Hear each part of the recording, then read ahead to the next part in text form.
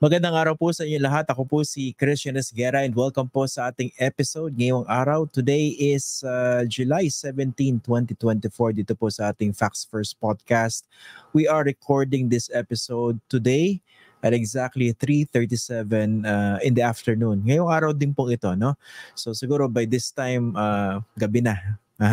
Kasi papalabas po natin ito dito po sa usual time slot natin dito po sa Facts First. So doon po sa mga nanonood tsaka nakikinig ngayon, magandang gabi po sa inyo lahat. And thank you for your continued support dito po sa ating programa.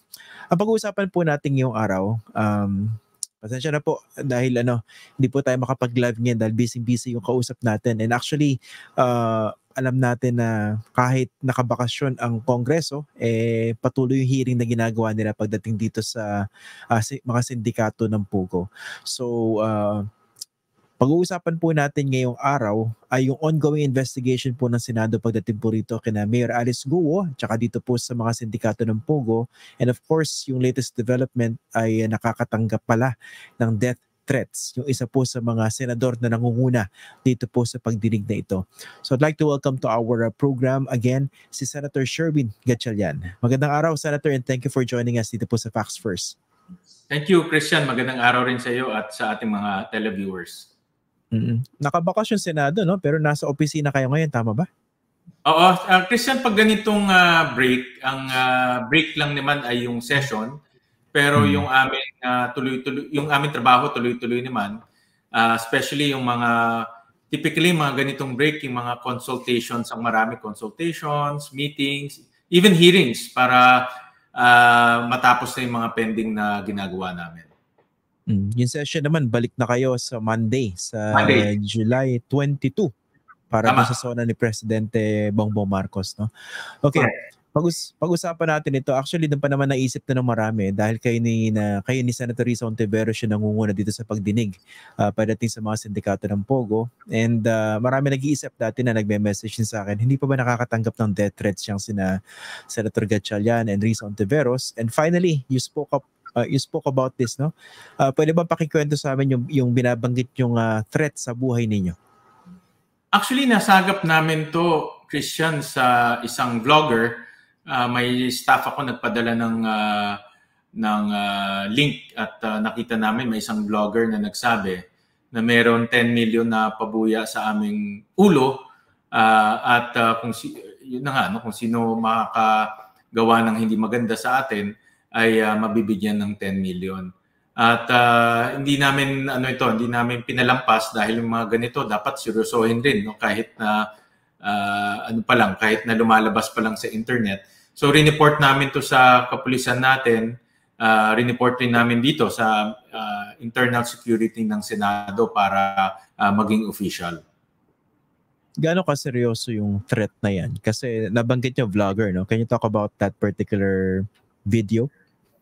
Oo. Sinabi nitong vlogger na si Alice Guo ay magbibigay ng 10 million doon sa mga makakagawa ng hindi maganda sa atin.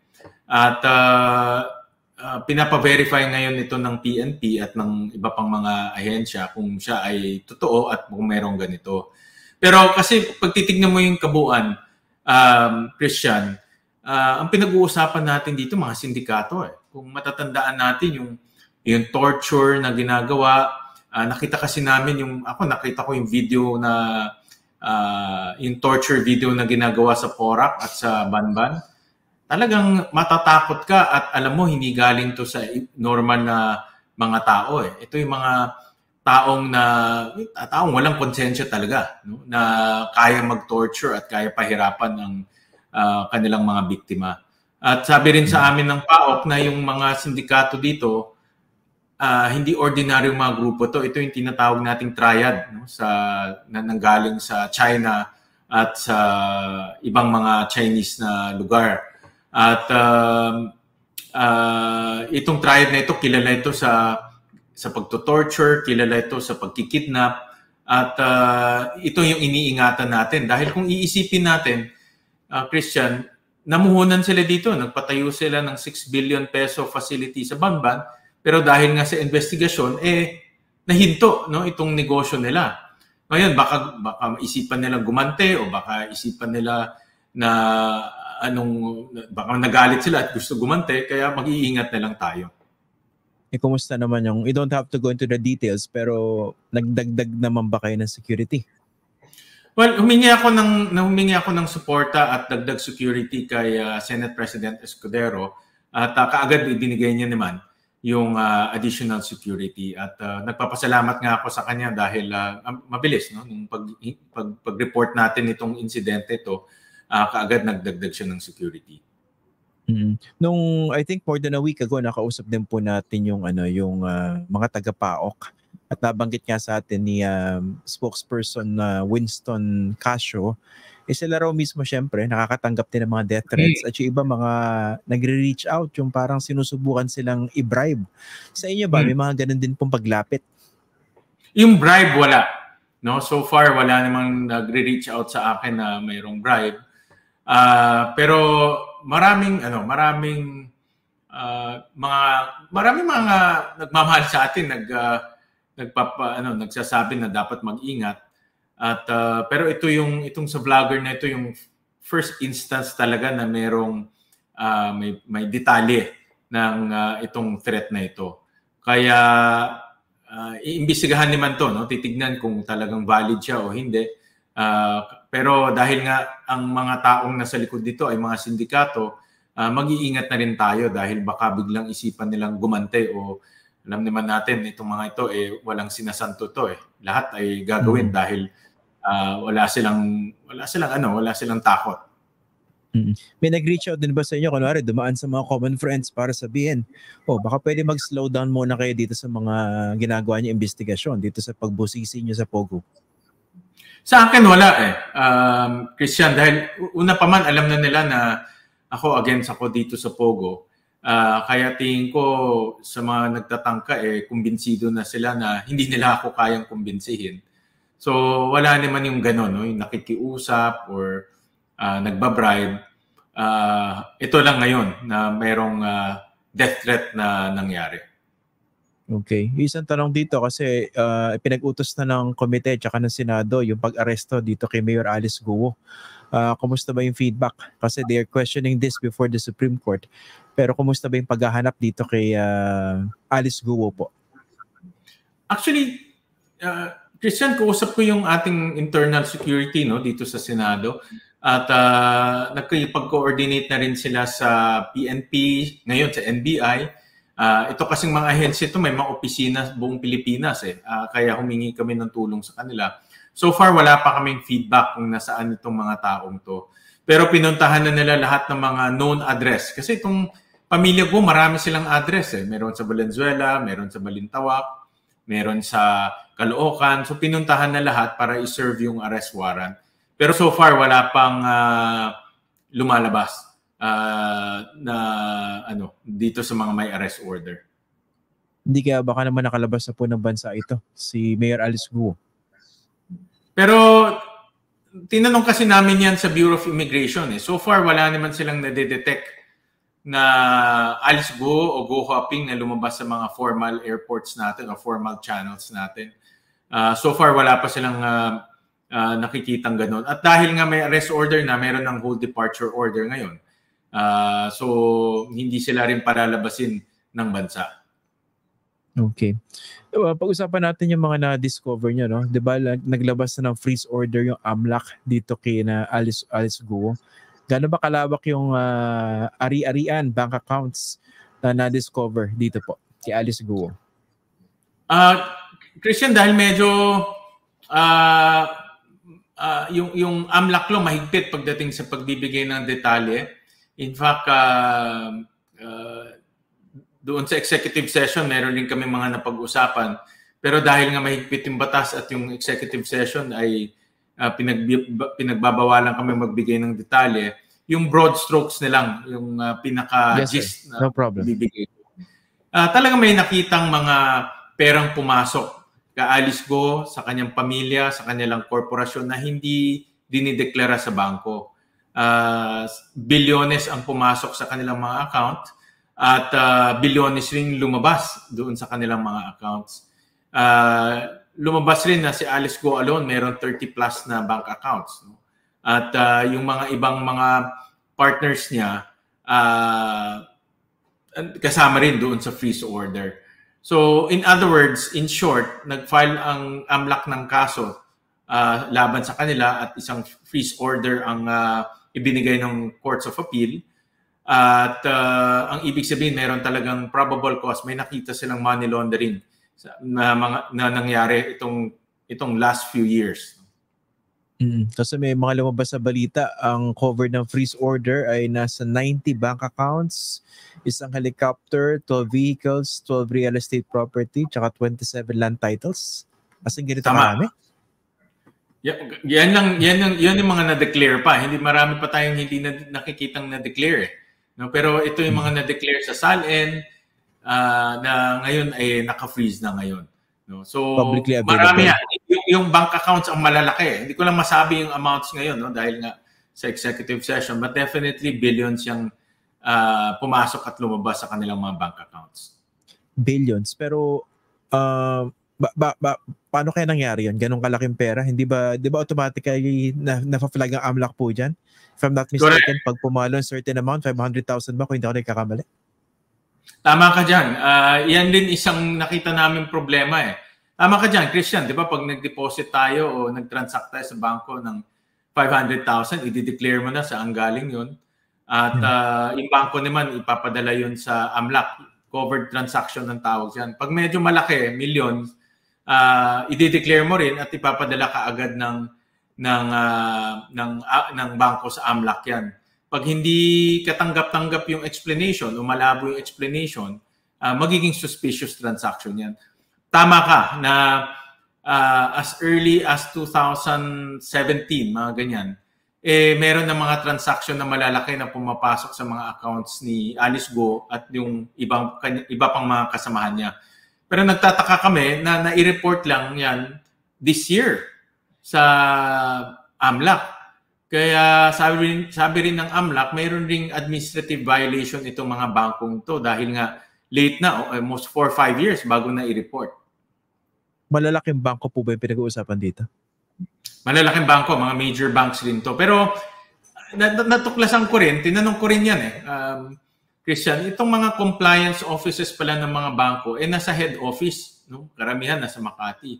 Pero kung yung branch mo, let's say, nasa Tarlac at doon ka nakikipag-transaction, kadalasan now, late na dumadating yung kanilang compliance report or hindi nabibigay yung compliance report. No? So may mga ganyang, natuklasan namin, may mga ganyang palang pagkukulang. Kaya late na didetect ng AMLAC na meron na palang mga irregular or suspicious transactions. Pero diba, Senator, hindi ba basic yung sa mga bangko, yung know your client? Diba dapat binubusisi nila kasi ka-transaction nila? I think in know your client, walang problema. Nakita rin namin na kompleto naman yung know your client ni Alice Go. In fact, kung matatandaan natin doon sa hearing, lumabas rin na isinulat niya doon sa mother's maiden name ay Lin Wenyi. Inamin niya doon sa dokumento, sa Know Your Client document, na nanay niya si Lin Wenyi. Yun, sa information namin kompleto yun. Ang problema lang, yung pagre-report ng mga transactions sa AMLAC, doon nagkakaproblema. Kaya na-detect lang ng AMLAC na meron na palang probable cause o mayroong posibleng money laundering, itong 2024 lang. Pero kung titignan natin yung transaction as early as 2017, may mga transaction na. Yung construction nangyari noong 2019. Kaya sabi ko, bakit ngayon lang nalaman, 2019, bumubuhos na ng pera para sa construction. Ito yung pinag-uusapan natin before, no, sa previous episode, Senator, paano na ipasok yung ganong kalaking pera para ipatayo yung hub, 'di ba, sa Bamban. Ngayon alam na natin. So ngayon alam na natin na nanggaling to sa labas ng bansa at pumasok to sa account ni Alice Go at sa iba pang niyang kasamahan at corporations. At yan ang ngayon ang tinitignan ng AMLAC. Pero tama, ngayon account na kung paano nga pumasok yung perang yun. Pero yung binabanggit yung billions, representing transactions po yan. Tama po ba? Yung pumasok tsaka lumabas. Tama. pumasok at lumabas. Yun yung billions na sinasabi natin. Okay. Without going into details, dahil nga we also understand the restrictions, pero dito sa finreeze na bank accounts ni Alice Guo, nasa million pa po ba? Nasa billion pa po ba?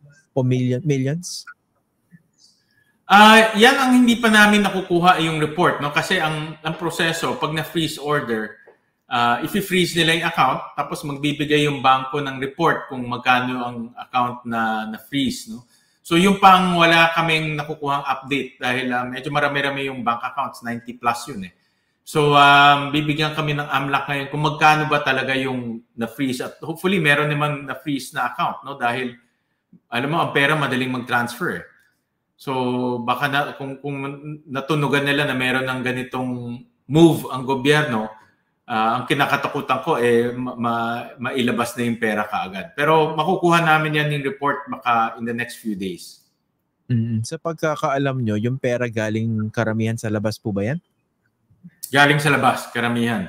Galing sa iba't ibang sources. Yung iba nakadisclose, yung iba hindi nakadisclose, mga ano lang, iba international, ganun lang. No? But pero definitely,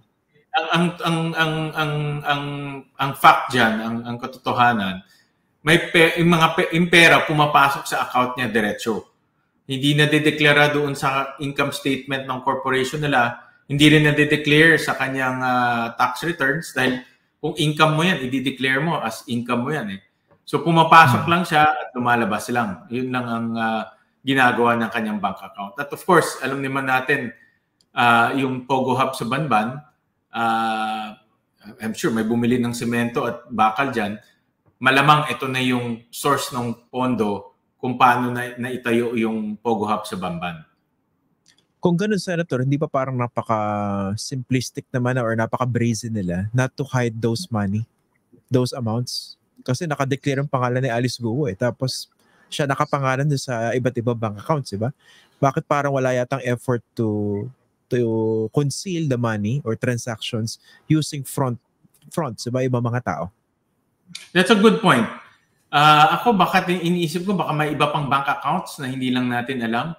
Kasi siyempre kung tama ka, no? Kung alam mo medyo mainit sa mata na ikaw lang, magbubukas ka ng account sa ibang pangalan mo or sa ibang tao. Baka lang, I'm not really sure, no?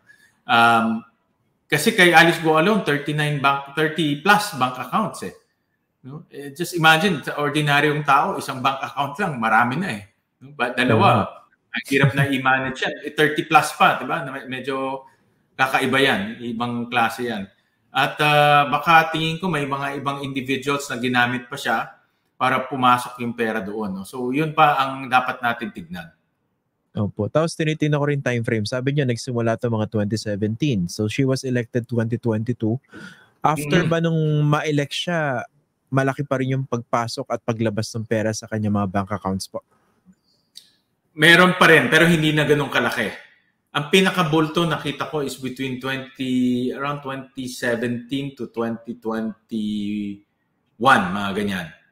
At pag titignan mo yung time series ng construction, yan in time eh, from 2019 to 2020 yung construction ng Pogo Hub sa Banban. Hanggang 2021, meron pa ang construction doon. So ang teorya ko doon, pumasok yung pera, binigay sa kanya para pangbili ng mga construction materials, pangbayad ng sweldo, pumasok rin yung pera sa ibang mga personalidad, no? At ginamit rin yan para conduit, para magbayad ng mga construction materials. Okay. 'Di ba kung hindi ako nagkakamali, ang claim nila yung property pag may-ari ni Alice Guo tapos binenta ron sa kumpanya, tama po ba? Ang claim nila based on records lang, ang may-ari nung Baofulan, ito yung may-ari ng lupa at building. 50% yan ay may-ari si Alice Guo. Siya rin yung presidente nitong kumpanya. Okay. So sa kanila nga, 50% yes, owned by the company kung saan presidente si Alice Guo. Correct. Tama. Okay. So ang tanong ko, did she have any business getting all those transactions na sa teorya nyo ay ginamit sa pagpapatayo noong hub? Wala. Kaya siya na may probable cause na money laundering dahil hindi niya ma-justify saan nanggaling yung pera eh.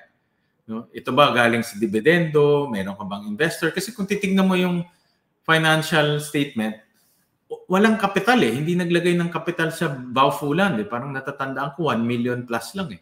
Pero nakapagtayo ka ng building, di ba? So ang ibig sabihin, hindi diba normal sa negosyo, maglalagay ka ng equity, papasok yan sa corporation, tapos yung corporation ang bibili at magpapatayo ng building, yun yung normal. Pero in this case, gumawa lang sila ng corporation, pero yung pera nasa iba pumapasok. So para itong corporation, ano lang siya, parang paper corporation lang. Pero yung mga nagpapatayo, doon pumapasok yung pera. Na-check ba, Senator, yung bank transactions ng mismong kumpanya, yung Baufulan? Naka-freeze rin siya eh, yung Baufulan eh. Meron din mga pumasok na pera doon. So, pwede ba sa teorya nyo, dinaan yung pera sa account ni Alice Guo na personal at saka dun sa kumpanya para maitatayo ito? Correct. At marami pang kumpanya. Parang natatandaan ko almost mga 8 to 10 companies yun eh. Yung na mayroong freeze order. Yung Senator, ano pala yung connection ni Alice Guo dito kay Cassandra Lee Ong? Na lumulutang yung pangalan doon naman sa Porac. Diba binisita nyo rin po yung na-read na yun? Yeah, tama ka. Marami kasing pictures na magkasama sila eh. No? Maraming pictures na magkakilala sila. At itong si Cassandra is main figure to dito sa Porac na Pogo Hub. Dahil siya rin nag-apply ng lisensya sa PAGCOR. Siya rin ang nakita ko yung pangalan niya ay nasa maraming dokumento rin. So definitely may kaugnayan siya doon sa Pogo Hub sa Porac. Pero meron din kasi kami nakita mga picture na magkasama sila ni Alice Guo. No? At by virtue of that, iniisip namin baka meron silang relasyon o magka-partner sila or magkatrabaho sila. But definitely meron silang alam nila yung isa't isa. Pero sa investigation niya, Senator, si Alice Guo, ano yung connection niya sa Porac? Aside from Bamban, Pogo Hub. Sorry, medyo choppy, Christian. Sa base sa investigation nyo, meron mga kaugnayan o anong kaugnayan ni Alice Guo doon naman sa Porac, Pogo Hub? Hindi lang po doon sa Bamban. Yan ang iniimbestigahan pa namin ngayon, yung direct link sa ni Alice Guo sa Porac Pogo Hub.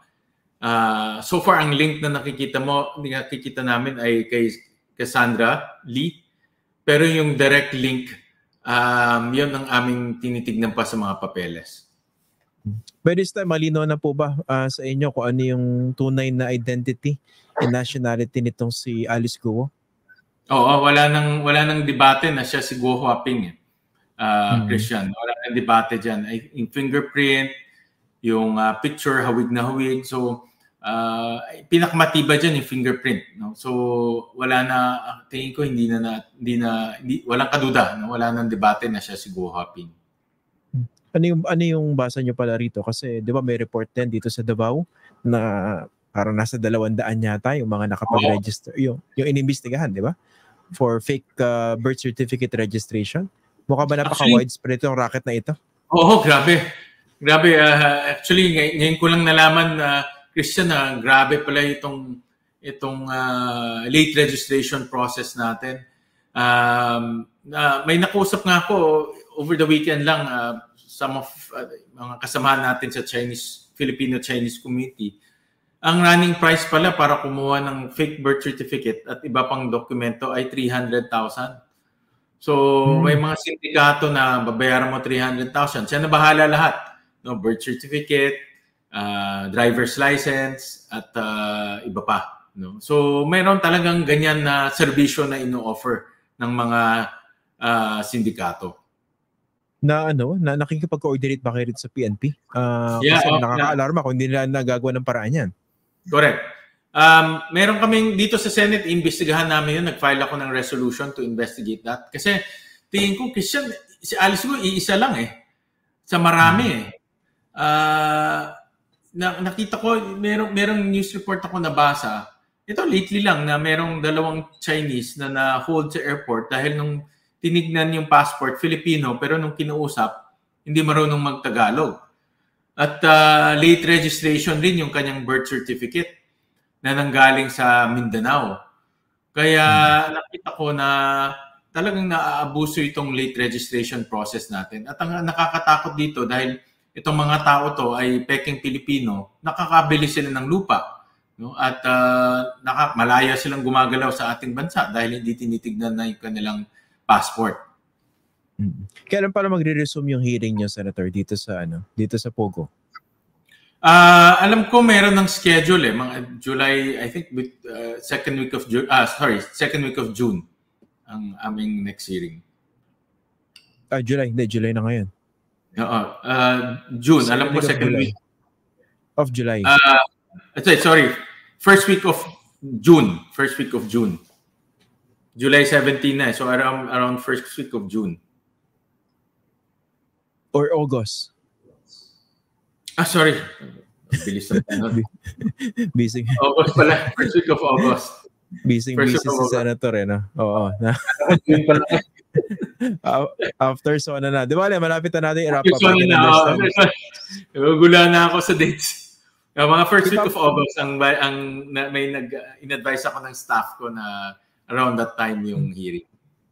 Anong basa niyo para, Senator, dito sa bilang hindi pagsipot ni Alice Guo? Ang kiniklaim nila parang na-trauma daw dun sa mga pagtatanong, dun sa mga accusations against her.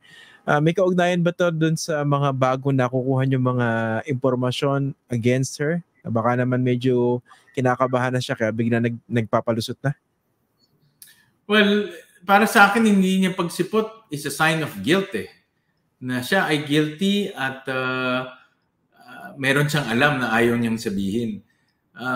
Dahil nung unang mga hearing, komportable na magsinungaling Kung matatandaan mo, sinabi niya na nag-homeschool siya, lumaki siya sa farm, si Teacher Rubilin, pero natuklasan natin kasi sinungalingan lahat yun. Nag-aral siya sa formal school, may teacher siya na formal.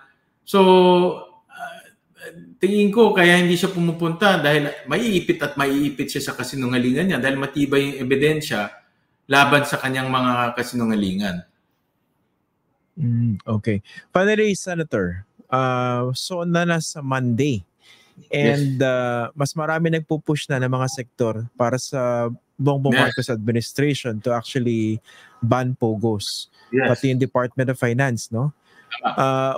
Would you like to hear something specific about his policy direction dito sa POGO sa SONA? Ako, ang wish ko na i-ban din na yung POGO sa SONA. Dahil, Christian, kahapon doon sa hearing namin tungkol sa yung batas na ibaban ng POGO, ang DOF mismo, sinabi niya, against sila sa POGO. Ang NEDA, against sila sa POGO. Ang bukod tanging bentahin naman ng POGO yung kita na ibinibigay sa atin supposedly. Pero yung DOF na ang concern niya kita, sabi niya wala yung kita kung puro krimen naman yung dumadating. So kaya very clear ang Department of Finance na against sila sa POGO at dapat ipatigil na ang POGO. Sabi nila iban. Kaya wala nang kumbaga among the executive branch, yung mga economic managers, lahat sila pabor na i-ban na yung POGOs. At kanina lang, nakakuha ko ng statement from PCCI, yung Philippine Chamber of Commerce Industries. At naglabas sila ng manifesto na dapat talaga i-ban na yung POGOs dahil nga nakakasira sa imahe ng Pilipinas. So, ang wish ko sana sa SONA ni Presidente, diyan na niya i-announce na ibaban na yung POGOs dahil nga sumasama na at lumalala na yung krimen. Pero sa mga kapwa niyo, Senador, ano ba yung nasa-sense nyo? Mukha ba magkakaroon ng malaking suporta para sa pagpapahinto ng POGO? Kasi ang pinag-uusapan po natin dito ay yung batas that actually tax POGOs, di ba? Yes. So, tingin ko naman, dahil ang theory ko kasi, pag-ban ng POGOs, dapat i-repeal rin yung taxation ng POGOs dahil of course, kung ban ka, hindi ka na pwedeng i-tax, no? Dahil ban ka nga. No? So, it goes hand in hand. Pero among our colleagues, nakikita ko na may suporta, lalo na nakita nila itong mga pangyayari in the last 4 months. Nakita nila yung torture, yung human trafficking, at sumasama talaga yung imahe ng ating bansa. Ngayon lang, bago tayo nag-interview, kaka-interview ko lang with The Economist. Alam natin, yung Economist, global yung kanyang, diba? It's a global news network. Yeah. Ang topic namin, Pogo. At rini-report nila internationally yung krimen na ginagawa ng Pogo. Kaya pag nabasa, yung mga nagbabasa ito, mga negosyante, mga investors So kung nabasa nila yan, of course may tama sa atin yan na grabe dito sa Pilipinas pala, may human trafficking at torture at mga ganitong sindikato. Pala, finally, Senator, pasagot ko na rin sa inyo yung mga nangangantsaw online. Kasi speaking of this law, the tax pogos, isa po kayo sa mga sumuporta noon before. So, bakit yung pala sinuportahan din and now you're pushing for the total ban on pogos? What happened? Yung pogo in 2019 tsaka pogo in 2024, ibang-iba Kung matatandaan natin yung 2019, ang pangako ng pogo at that time ay magdadala ng kita. No? Magdadala sila ng ang estimate nga at that time, 2019, is 50 billion pesos in revenue. At that time, wala namang krimen na nangyayari dahil yung mga pumapasok dito na operator ng Pogo ay mga gaming companies. Pero nakita ko, nag-iba siya ng 2020, 2021, doon na nag-umpisa na pumapasok na sa atin, hindi na gaming companies, sindikato na. So, hindi rin nakita to ng ating gobyerno. In fact, hindi rin namin nakita to dito sa Senado na pag nag-approve ka pala ng taxation ng Pogo, ang nasa likod niyan o yung mga papasok dito, hindi lang mga gaming companies, kung hindi mga sindikato rin. At itong mga sindikato, ang nangyari, nakipag-tie up dito sa mga gaming companies, kaya naghalo-halo na. No? So, kaya ngayon, nakita namin na itong mga Pogo companies ay hindi na yung gaming companies, kundi mga scamming companies at mga criminal activities na yung kanilang ginagawa. Did you regret supporting that before, knowing what you know now? Kung alam ko lang na ganito ang babagsakan natin na mga sindikato, I will go against that Pogo taxation bill. At instead of Pogo taxation bill, Pogo ban na i-implement na lang natin last time. No? Hindi talaga iba-iba yung nangyari dito sa Pogo. At kung meron lang akong information na ganito, hindi natin susuportahan yan. Isa palang worry ng PAOK, sila nagbanggit nito nung nakausap ko sila before, yung pag-ban ng Pogo totally, baka raw hindi ganun kadali dahil hindi naman daw mahuhuli lahat ng sindikato in one fell swoop. So para meron silang pinapropose na graduated or by phase. What do you think of that? Para sa akin, ultimately, ibaban rin siya. Pag-usapan na lang natin yung strategy kung paano siya i-ban. Kung admittedly, meron rin tayo dapat asikasuhin ng mga local employment. No? For example, nakita namin sa datos kahapon na mayroon 20,000 rin nagtatrabaho sa Pogos na Filipinos na dapat rin nating bigyan ng alternative livelihood o ibang trabaho. So, pag-usapan natin yung strategy na kung paano i-ban, pero ang pulot dulo nito i-ban para hindi na makapasok dito sa atin yung mga sindikato. Okay. Senator Sherwin Gatchalian, thank you very much for joining us today. Maraming salamat po. Thank you. Thank you, Christian. Maraming salamat din. Okay. Yan po si Senator Sherwin Gatchalian. Halatang busy na ako napansin nyo. Okay? At least pag-usapan po natin itong busy mga senador na nag-iimbestiga ng Pogo kung napansin nyo, no? Kahit bakasyon talaga nakatutok dito. Maganda hindi natin bitawan itong issue na ito dahil napakatindi po ng problema ang dulot itong mga sindikato na ito. So, I hope kayo po mismo ay tututukan nyo rin po itong mga developments dito sa Pogo. And sana meron mabanggit yung presidente dito sa kanyang paparating na zona pagdating sa Pogo. Natigilan na yan. It doesn't take a lot on the part of the president to make this decision. Pero syempre, importante dyan yung detalye. Pag binan yung Pogo, anong gagawin doon sa mga sindikato? Diba? So importante po rin yung strategiya. Ito po yung pinapaliwanag ni PAOK spokesman Winston Casio. So yun po yung mga tututukan natin. Okay? Maraming salamat po for joining us tonight. Pasensya na po yung mga nagpapabati. Babatiin po natin kayo sa susunod na live episode ng ating Facts First podcast. So this is a recorded episode. Again, maraming salamat po sa inyo lahat. Ako po si Christian Esguera. See you tomorrow for a live episode of our Facts First podcast. Magandang gabi po. Magandang araw po sa inyo lahat.